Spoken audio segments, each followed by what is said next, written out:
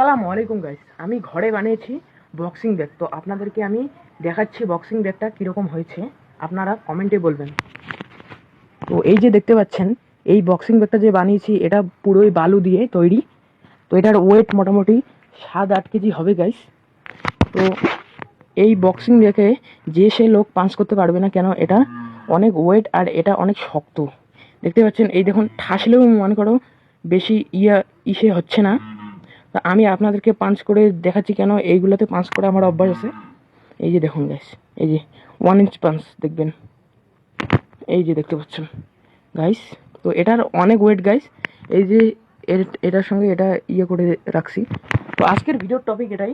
তো ভিডিওটা ভালো লাগলে লাইক করবেন, ফলো করবেন ফেসবুক পেজটা, আর ইউটিউব চ্যানেল থেকে দেখলে সাবস্ক্রাইব করবেন।